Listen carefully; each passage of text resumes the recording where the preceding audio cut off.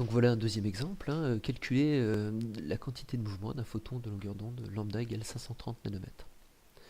Donc je vais vous le laisser le faire, mais attention, il faut bien penser au fait que la masse du photon est nulle. Donc on ne peut absolument pas employer la formule P est égal à M fois V pour cette formule, qui était pourtant la formule qu'on utilisait classiquement pour la quantité de mouvement. Donc je vous laisse trouver la bonne formule dans le cours, et puis l'utiliser. Vous pouvez mettre la vidéo en pause pendant que vous le faites. Voilà, donc j'espère que vous l'avez fait, que vous avez trouvé la formule P est égal à H sur lambda ici, hein. Donc quand on fait ce calcul, eh bien le H vaut 6,62 10 puissance moins 34, hein. Et on va diviser par la longueur d'onde. C'est donc 530 nanomètres, donc il faut mettre fois 10 puissance moins 9. Et si vous faites ce calcul, normalement, vous allez tomber sur ce résultat-là, 1,2 10 puissance moins 27 kg par mètre seconde. Donc là, en fait, ça montre qu'un photon possède une quantité de mouvement. Ça veut dire qu'il est capable d'impacter un objet quand il le tape, hein. C'est la propriété d'une corpuscule aussi, c'est-à-dire qu'il va être capable, par exemple, si vous mettez votre main au soleil, c'est-à-dire que votre main subit un léger recul du simple fait de ces photons de tous ces photons qui la tambourine en permanence. Donc ce qui peut être illustré par exemple par l'idée des voiles solaires. Voilà. Donc une application de ce qu'on vient de voir, c'est la possibilité de la conversion entre rayonnement et agitation thermique.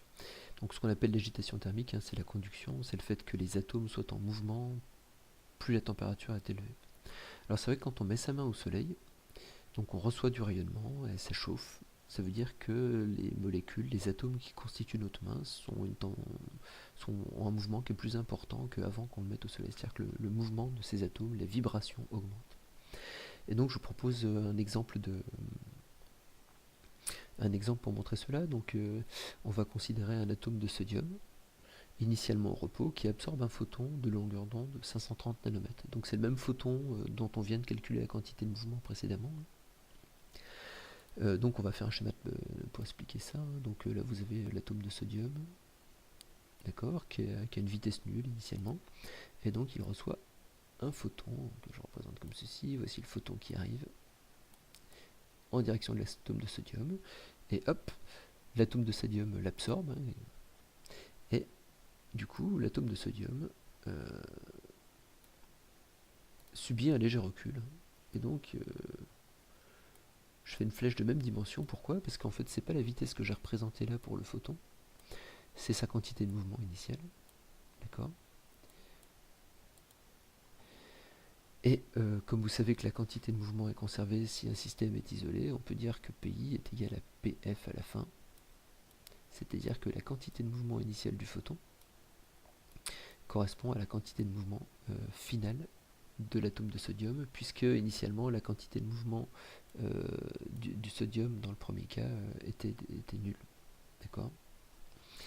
Donc on a posé le problème, je vais essayer de le résoudre de manière à trouver la vitesse finale de l'atome de sodium. Vous verrez qu'il y a des petites subtilités auxquelles il faut faire attention. Je vous laisse mettre la vidéo en pause pour le faire. Bien, donc j'espère que vous avez fait le problème, hein. Vous avez dû donc écrire que PI est égal à PF, que PI correspond à la quantité de mouvement initial du système, donc du photon plus de l'atome de sodium, mais comme l'atome de sodium a une vitesse nulle, donc PI ne correspond que à la quantité de mouvement du photon, et la quantité de mouvement finale PF, elle, correspond à la quantité de mouvement donc de l'atome de sodium une fois qu'il a récupéré cette vitesse. Une fois qu'il a absorbé le photon et donc pris une certaine vitesse. Voilà, donc on sait que la quantité de mouvement d'un photon c'est h sur lambda. On sait que la quantité de mouvement d'un objet matériel c'est m fois v. Et du coup, je remplace ici PI par h sur lambda et PF par m fois v. Et donc comme c'est la vitesse qui m'intéresse, eh bien écoutez, je vais pouvoir isoler v et l'écrire de cette manière-là. Donc v est égal à h fois lambda, divisé par lambda fois m. Alors on pourrait faire le calcul tout de suite. Il y a juste une petite chose auquel il faut faire attention, c'est que si vous prenez la masse du sodium dans le tableau périodique des éléments, c'est la masse d'une mole. C'est pour ça que je vous ai mis la remarque ici. Le nombre d'atomes dans une mole, c'est le nombre d'Avogadro en fait, hein, d'accord. C'est 6,0 10 puissance 23 atomes ou molécules par mole. Donc il faut préalablement calculer la masse d'un seul atome de sodium. Donc je le fais de côté, je l'ai fait ici. Hein. Donc la masse d'un atome de sodium, c'est sa masse molaire divisée par Na. Donc je l'ai fait, hein, j'ai pris la masse molaire de l'atome de sodium, c'est 23. J'ai divisé par 6,0 10 puissance 23, le nombre d'Avogadro. Hein. Et j'ai trouvé 3,5 10 puissance moins 23. Alors hélas en chimie on travaille en grammes, et en physique on travaille en kilogrammes. Donc là vous avez des grammes, et il faut le convertir en kilogrammes si vous voulez pouvoir faire le calcul qui nous intéresse. Donc finalement la masse d'un atome de sodium c'est 3,5 10 puissance moins 26 kg. Voilà, cette fois-ci on a tout. Vous avez la masse ici, la longueur d'onde c'est 530 nanomètres, donc il faut évidemment mettre 10 puissance moins 9 à la place de nano. Et puis H c'est 6,62 10 puissance moins 34, la constante de Planck. Donc si vous avez fait le calcul, si vous êtes arrivé jusque là, normalement vous avez dû trouver une valeur de vitesse qui vaut 0,037 mètres par seconde. C'est une vitesse qui peut sembler surprenante parce qu'en fait elle est vraiment à notre échelle importante, même si c'est pas une grande vitesse, hein, je veux dire c'est quand même 3 cm chaque seconde, c'est pas rien. À l'échelle d'un atome, on trouve que ça commence à faire beaucoup. Mais voilà, après je pense que les atomes vont très rapidement se taper les uns les autres et cette énergie va être diffusée à d'autres atomes. Donc on va faire une autre application pour s'entraîner un petit peu à l'analyse dimensionnelle en faisant l'analyse dimensionnelle de la relation de Louis de Broglie, hein, c'est-à-dire cette relation-là. Donc je rappelle que faire l'analyse dimensionnelle, hein, c'est travailler sur les unités. Et si une formule est homogène, c'est que les unités donc correspondent. Ce qu'on a de chaque côté du signe égal possède bien la même unité, et sans quoi c'est pas une formule qui peut être utilisée en physique. Donc bien écoutez, on sait que lambda c'est des mètres ici, hein, et donc ce qu'on va chercher à faire là-dedans, c'est travailler sur H sur P, dans l'espoir de montrer qu'on a bien affaire à des mètres, ce qui serait logique si cette formule fonctionne.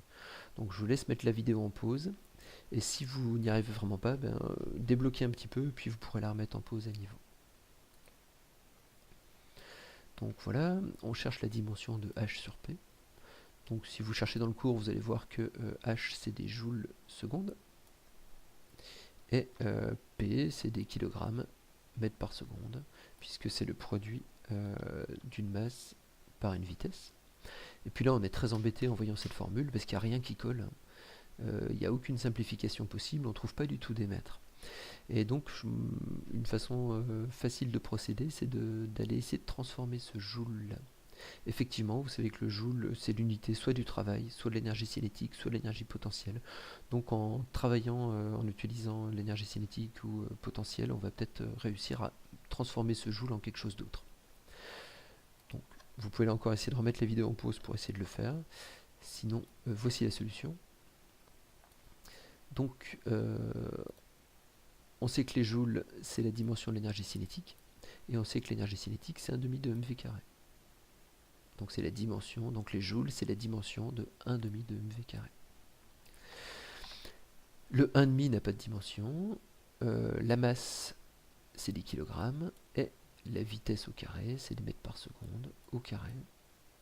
Donc mètres par seconde au carré, ça fait des mètres carrés, et seconde moins 1 au carré, ça fait seconde moins 2.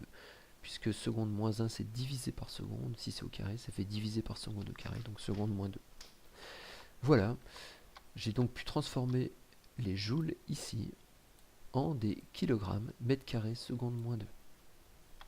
Donc si je reprends la formule sur laquelle je travaillais précédemment,